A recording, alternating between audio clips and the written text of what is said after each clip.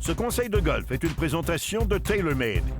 Me voilà rendu à l'étape de ma vie où je vais me faire appeler un golfeur senior. Bien entendu, il me reste encore quelques années, mais aussi bien s'y préparer. Parce que rendu à un certain âge ou un âge certain, vous allez observer une diminution de votre souplesse articulaire, une diminution de votre puissance et souvent des pertes d'équilibre. Lorsque je vois un golfeur avec une diminution de souplesse articulaire, je vois un golfeur qui fait un élan juste avec l'action de ses bras. Ce n'est pas optimal pour un envolé de balle maximal. Mon premier conseil qui est en position statique est très simple. Ça va être de prendre position normalement et de mettre nos pieds en position ouverte de 10 à 15 degrés, les pieds un petit peu en position canard.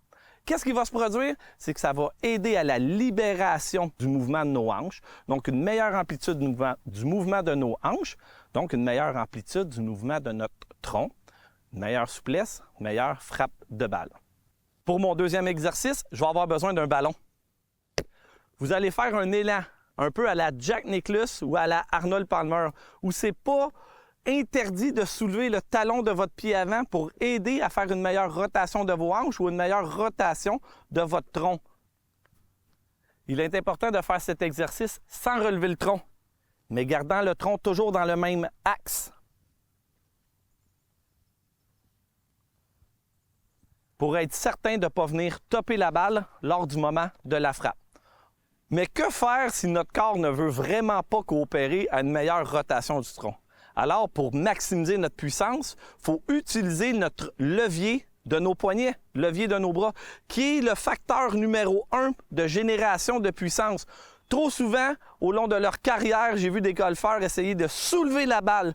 Ils n'utilisaient pas l'action levier de leur poignet. Un exercice très simple, c'est sans faire de rotation de tronc. Vous allez faire un armement de vos poignets vers l'arrière où votre coude arrière va venir s'accoter sur vos flancs et vous venez frapper la balle dans les airs.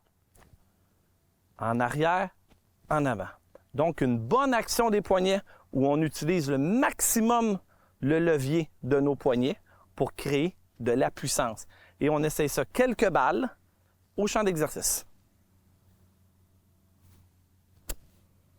Le but de cet exercice, bien entendu, est de générer le maximum de vitesse avec notre tête de bâton au moment de l'impact pour générer le maximum de distance avec notre balle.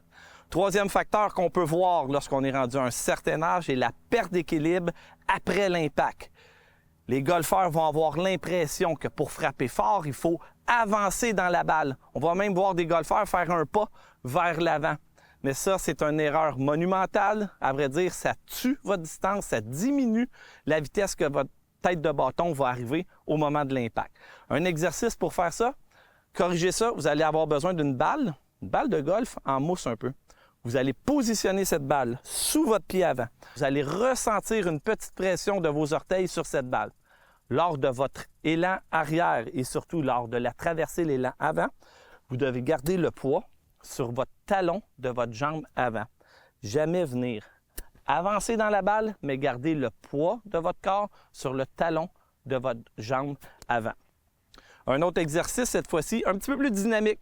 Au terrain d'exercice, vous allez utiliser une balle sur un tee. Vous allez faire votre élan arrière. Au sommet de votre élan arrière, vous allez ouvrir votre pied avant, pointant vers la cible, pour venir compléter votre élan. Cet exercice-là a pour but de produire une meilleure liberté, une meilleure ouverture de vos hanches et automatiquement, vous allez avoir un meilleur équilibre à la fin de votre élan. Vous ne serez pas porté à avancer dans la balle et faire un pas vers l'avant qui va produire une diminution de puissance. En terminant, n'oubliez pas ces 3 exercices dans le but de vous préparer ou de vous mettre à jour pour votre golf senior. Sur ce, amusez-vous bien et bon golf!